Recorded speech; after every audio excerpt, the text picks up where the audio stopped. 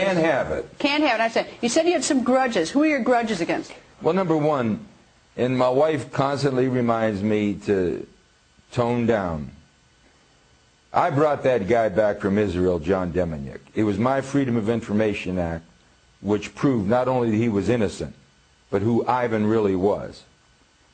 The case was so sensitive, members of Congress would say, Jim, I love you, but please, don't involve me. I sent my evidence to the Sixth Circuit Court in Cincinnati. They wouldn't accept it. I finally sent it over to Israel, to the Israeli Supreme Court, and they called me over there, and I went with the family. I did a live interview, satellite, with Brian Gumbel, and I said, when they put this innocent man to death, they're going to lose $15 to $20 billion every year they get from the American taxpayers. And Brian Gumbel says, what are you talking about? They only get $3 billion. And I said, Brian, that's only the foreign aid bill. Look at all the other trade compacts, economic assistance, military assistance. I'm saying this to you right now. Israel gets approximately $15 billion a year from the American taxpayers. That $15 billion is $30,000 for every man, woman, and child. And people in my district are losing their pension benefits. So I was targeted big time. By the Israelis? The Israeli Supreme Court looked at the evidence, could not refute it. And it came from the Justice Department, Greta. And they said, take him home. I brought him home, and he was bombarded ever since. Home to Ohio. Now he's in Germany fighting for his life. Now let me say this. Prosecutor Moskowitz of the OSI Office of the United States Justice Department suborned perjury with Otto Horn. The documents clearly state who Ivan the Terrible was, a man named Ivan Marchenko, not Deminick. And they had to release him.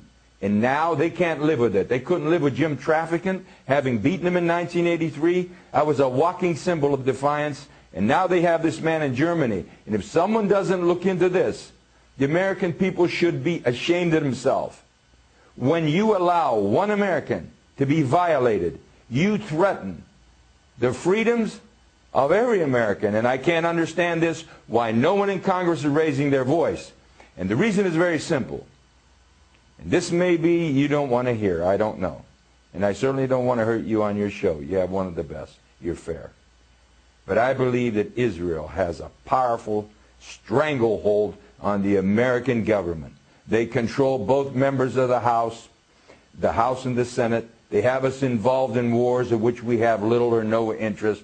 Our children are coming back in body bags. Our nation is bankrupt over these wars. And if you open your mouth, you get targeted. And if they don't beat you at the poll, they'll put you in prison. All right, two quick things. One is the Israelis released Deminick back to the United States, right? The Israeli Supreme Court, and I give them credit. Give them credit. I give them credit, big time. All right, the second thing is Israel is a democracy and is our ally. Yes, right? they are.